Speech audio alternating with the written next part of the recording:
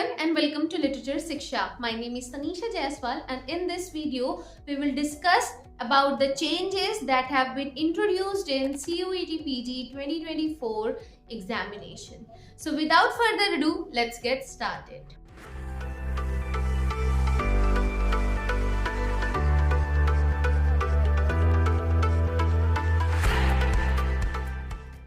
एक सबसे बड़ी कंफ्यूजन जो स्टूडेंट्स के दिमाग में है कि क्या इस बार जनरल टेस्ट देना है या नहीं देना है.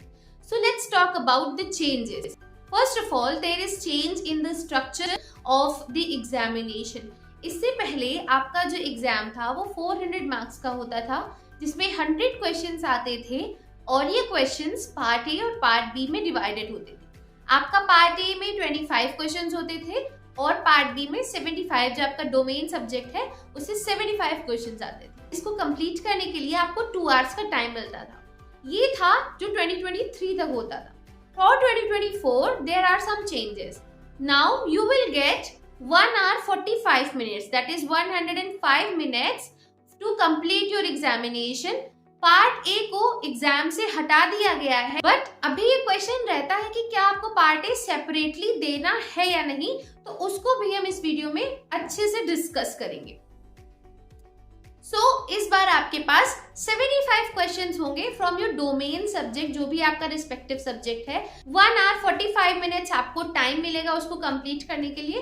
एंड नेगेटिव मार्किंग का सिस्टम सब सेम है एंड बाकी सारी चीजें सब सेम है. जो आप डिटेल में देखना चाहें तो आप इन वीडियोस में देख सकते हैं. इनके लिंक्स आपको डिस्क्रिप्शन बॉक्स और आई बटन दोनों पे मिल जाएंगे. अब जो सबसे इम्पोर्टेंट क्वेश्चन है कि क्या आपको जनरल टेस्ट अलग से देना है एग्जाम में या नहीं. ये डिपेंड करता है यूनिवर्सिटी के एलिजिबिलिटी क्राइटेरिया पे.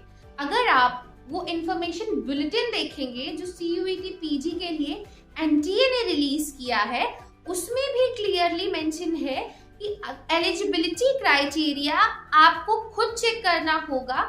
उसके लिए CUET PG या NTA रिस्पॉन्सिबल नहीं होगा.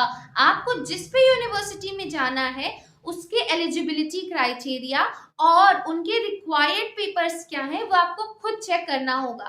इसके 2 मेथड्स हैं, आप इसको 2 तरीके से चेक कर सकते हैं. First, you can go to the respective site of the university and वहां पे आप अपना एलिजिबिलिटी क्राइटेरिया चेक कर सकते हैं. साथ में आप ये भी चेक कर सकते हैं कि वो कौन से क्वेश्चन पेपर डिमांड कर रहे हैं. Second thing, when you will fill the application form and जहाँ पे यूनिवर्सिटी इन सब्जेक्ट को सेलेक्ट करने का ऑप्शन आता है, when you will select the course, when you will select the subject, आपको वहाँ पे एक सेक्शन मिलेगा जहाँ पे लिखा होगा required question paper. वहाँ पे क्वेश्चन पेपर कोड्स मेंशन होंगे. तो वो आपको बता रहा है कि जिस भी यूनिवर्सिटी के जिस भी कोर्स के लिए आपने ऑप्ट किया है उसके लिए NTA CUET PG का ये पर्टिकुलर क्वेश्चन पेपर आपको अटेम्प्ट करना होगा. इस सिलेक्शन का मतलब ये नहीं है कि आपने वो क्वेश्चन पेपर को ऐड कर लिया है टू गिव योर एग्जामिनेशन. वो आपको जस्ट नीचे ऑप्शन शो होगा जहां पे आपको अपने टेस्ट पेपर सेलेक्ट करने होंगे. So you will have to select the test papers जो आपको ऊपर शो कर रहे हैं, जो रिक्वायर्ड टेस्ट पेपर्स हैं. आपको स्क्रीन पे भी सब शो हो रहा होगा एंड उसको आपको सेलेक्ट करना होगा इन दीज ऑप्शंस जो आपको नीचे दिखेंगे, जहां पे आपको टेस्ट पेपर फिल करना होगा. CUET PG के पार्ट ए को हटाया गया है, पर जनरल टेस्ट की रिक्वायरमेंट यूनिवर्सिटी की है या नहीं आपके पर्टिकुलर कोर्स के लिए, ये आपको खुद चेक करना पड़ेगा.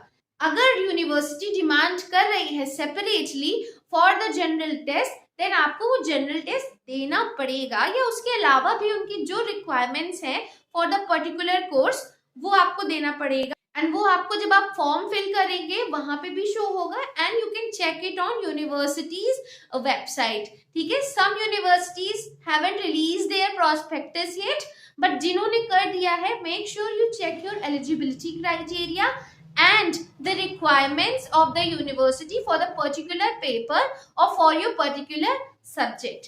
I hope you found this video informative. अगर आपके और भी कोई doubts हैं, you can mention them in the comment box and I will respond to them.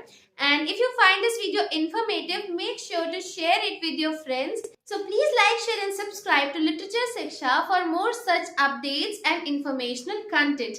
Thank you. Bye bye.